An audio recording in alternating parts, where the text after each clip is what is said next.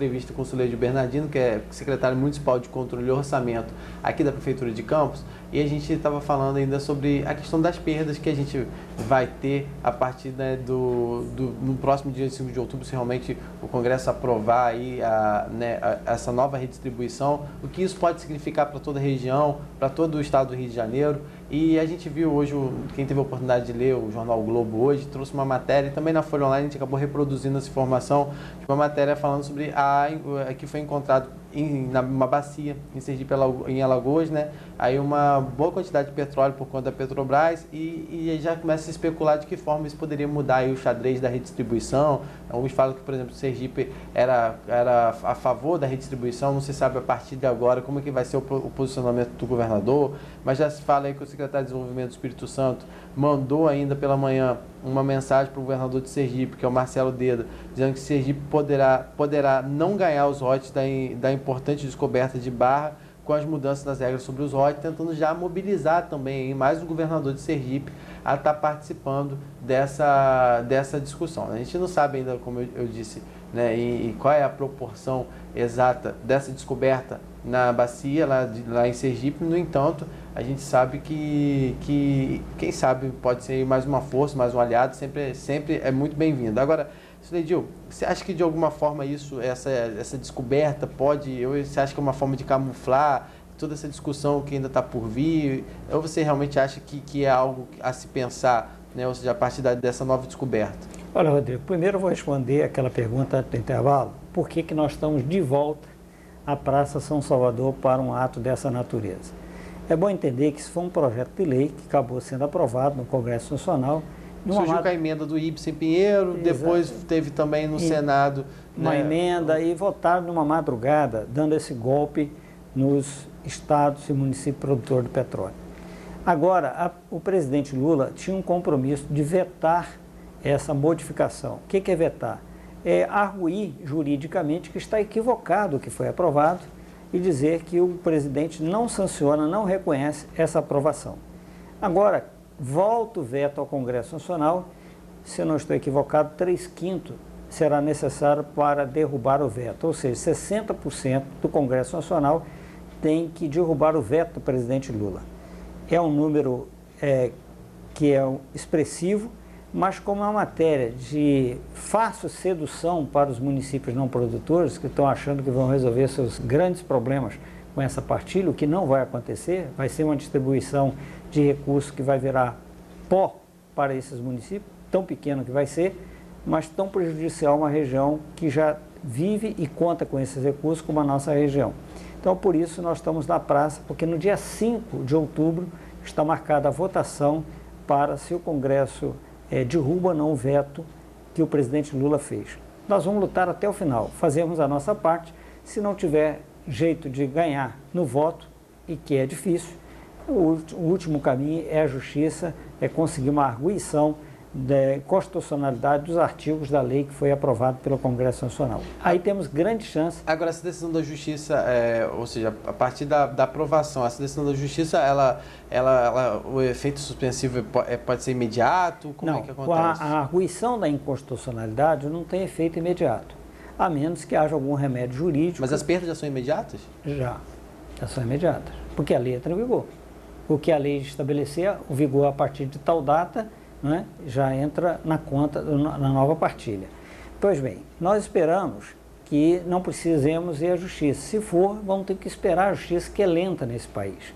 Temos muita esperança que na justiça a gente consiga reverter. Aí, sim, vai prejudicar o que eles poderiam conquistar, que seria um recurso do pré-sal, né, que estão sendo colocados a produção anterior ao pré-sal para partilha. Bem, com relação que foi descoberto Sergipe já é um produtor de petróleo de pequeno porte. Aracaju, uma das pioneiras na exploração de petróleo, assim como o norte do Espírito Santo. Como também foi o Recôncavo Baiano, né?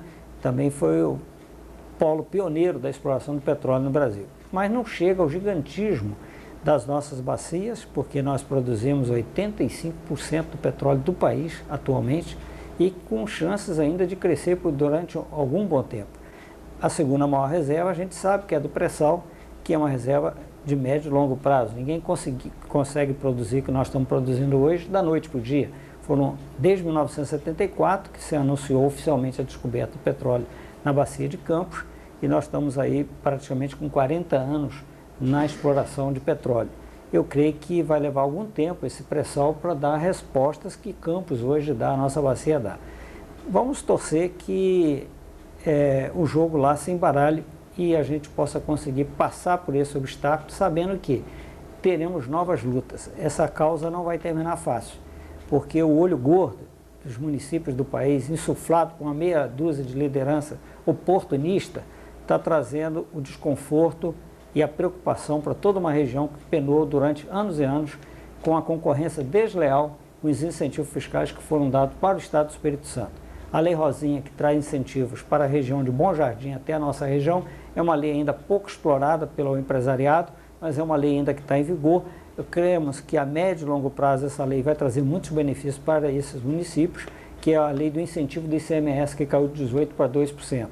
Mas vamos torcer que a gente consiga êxito, unir forças até o dia 5 para embargar essa covardia que querem fazer contra a nossa região, o que tira a paz e a segurança de toda a família campista e de toda a nossa região. Agora, muito se fala em propostas, ou seja, o que os governos poderiam, que o governo ia apresentar proposta, que os municípios poderiam apresentar propostas.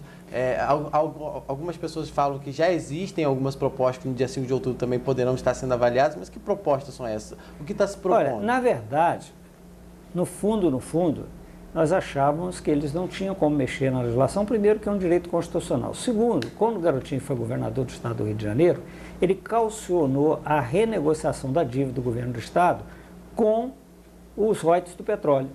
E nessa última proposta, que tira apenas 1% dos estados, é o grande golpe que eles estão querendo dar. Ou seja, preserva a negociação da dívida do estado do Rio de Janeiro, não é? Com essa queda apenas de 1%, que está calcionado em royalties de petróleo, mas arrebenta com os municípios. Nós não podemos ficar calados. Espero que a participação do governo do estado seja uma participação mais atuante. Nós estamos vendo aí o Pezão, o vice-governador, que foi um prefeito de uma cidade do interior do estado do Rio de Janeiro, preocupado com essa situação, mas esperamos que o governador, que foi eleito e reeleito pelo povo, possa também estar engajado nessa luta em defesa dos municípios do estado do Rio de Janeiro e do próprio estado, que é produtor de petróleo. Só aproveitando de falar, nessa própria matéria que o Globo publicou hoje, tem uma declaração do governador Cadu Cabral, né, dizendo aí que seria uma covardia, que o que está sendo feito seria uma covardia com o estado do Rio de Janeiro, na divisão, e ele disse que aceitar o acordo proposto, que eu não sei que acordo é esse e qual é a proposta no momento, seria ceder, abrir mão das receitas novamente, né, como já foi feito em algum momento. E é a primeira vez que ele, inclusive, se manifesta de maneira tão incisiva desde o fim de 2010, quando ao reagir à aprovação da emenda, também porque acreditava-se naquele momento no veto do presidente Lula, o que não ocorreu, né, e tinha aí uma declaração que o próprio Cabral teria ouvido da boca do Lula algo relacionado ao veto. Esse veto não aconteceu e agora é a primeira vez que ele pelo menos se posiciona, se manifesta de forma tão incisiva, pelo menos é o que traz a matéria. Agora, Suledil, quando a gente fala nessa questão das perdas, o que isso pode representar? Por exemplo, eu vi a prefeita fazendo dimensões do que será a receita de Campos, por exemplo, em 2020, se isso realmente se confirmar. Hoje, Campos tem um orçamento estimado em 2 bilhões.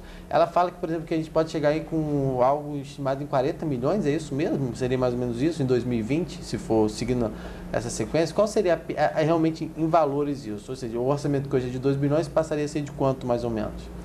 Olha, não dá ainda, eu não tenho esses números, até porque eu não sou uma pessoa especializada nessa Mas pelo questão. que se fala, assim, né? Mas eu diria dos impactos imediatos.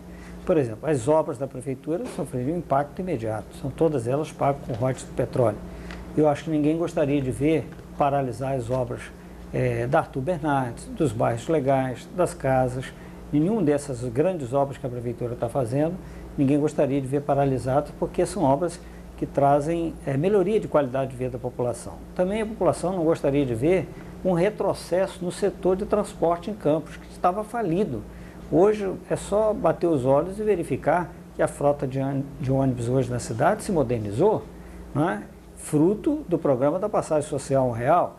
Nós podemos verificar que seria um retrocesso você desvincular, acabar com o programa da passagem social. O impacto do programa da passagem social é um dos maiores impactos nos distritos da nossa cidade. Porque o homem do interior, ele não tinha chance de competitividade no mercado de trabalho com alguém que mora na área da periferia da cidade. Por quê? Porque existe uma lei federal que estabelece o Vale Transporte. Para quem mora no interior, com o preço da passagem muito mais caro de quem mora na periferia da cidade, na hora de optar por um trabalhador da periferia ou do interior, é claro que o empresariado, por questões de economicidade e concorrência, ia optar por um empregado mais barato da cidade. Hoje, você tem pessoas que estão vindo trabalhar na cidade, como eu tive poucos dias em Vila Nova, pessoas estão saindo de São Joaquim, andam 9 quilômetros de ônibus, pagam R$ 1,60 até chegar a Vila Nova, pegam um ônibus em Vila Nova às 5 da manhã e vêm trabalhar em Campos. Tem um horário às 5 e outro às 6. Está precisando colocar uns 5h30, porque as pessoas do interior estão tendo a oportunidade de trabalhar na cidade graças ao programa da passagem social. Imagina a cidade sem esse programa. Nós vamos voltar... Também tem outros programas de bolsa universitária, também bolsas universitárias, né? Podemos falar dos hospitais, que ficou tão em evidência, e nós nunca atrasamos pagamento com hospitais, nós atrasamos, foi o que é com royalties do petróleo, que é um plus que só essa cidade dá 30 milhões anos para 5 hospitais nessa cidade. Só a Santa Casa, ano passado, recebeu quase 10 milhões da prefeitura de royalties do petróleo. O SUS está passando regularmente como determina a legislação, não há nenhum impedimento. E eu quero até aproveitar, Rodrigo, esse programa seu, a audiência, programa, alertar as instituições de Campos que elas precisam cuidar das suas receitas próprias. As instituições sociais, elas não nasceram dentro da prefeitura, não pode viver dentro da prefeitura com pires na mão. É preciso trabalhar suas receitas próprias. Os hospitais precisam melhorar suas receitas próprias, porque royalties é uma coisa finita, né? Esse plus que é dado às empresas, que é dado às instituições, elas não vão poder ser eternas. Então é preciso que as instituições não se descuidem disso, como também as nossas faculdades precisam melhorar a sua eficiência arrecadadora, porque não pode ficar toda a vida com pires na mão, dependendo da prefeitura, com royalties do petróleo. Eu acho que esse é o dever de casa que todos nós temos que fazer, inclusive a prefeitura, cuidar das suas receitas próprias, para que não fique eternamente na dependência desse royalties do petróleo. Só que ninguém muda, sejam essas instituições da prefeitura, da noite para o dia. Tem que se ter um programa de recuperação de receitas, tanto as instituições como a prefeitura. Nós estamos fazendo esse dever de casa. Nossa receita própria esse ano deve crescer em torno de 70 milhões de reais. Ainda é muito pouco pelo potencial que temos para crescer e ainda insuficiente para cobrir as dependências que nós temos do royalties do petróleo. Mas todos nós temos que fazer esse dever de casa, não podemos fazer dos royalties uma válvula de escape eterna. Ela é temporária porque um dia o poço seca e secando você não tem mais indenização a pagar.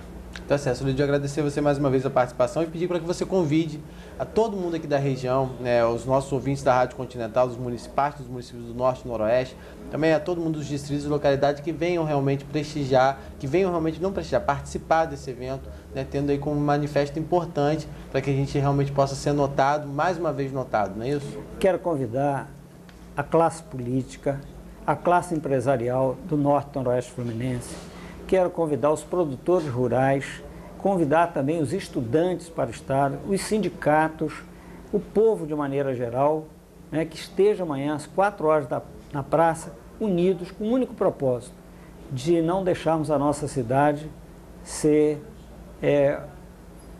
uma cidade fantasma. Porque se nós perdemos os royalties do petróleo, a cidade corre sérios riscos de virar uma cidade fantasma, porque esses recursos são fundamentais para reestruturarmos a nossa cidade e continuar trazendo desenvolvimento para a nossa Campos. E se Campos cresce, toda a região cresce, ninguém cresce sozinho. E se nós perdermos, toda a região vai estar perdendo junto conosco.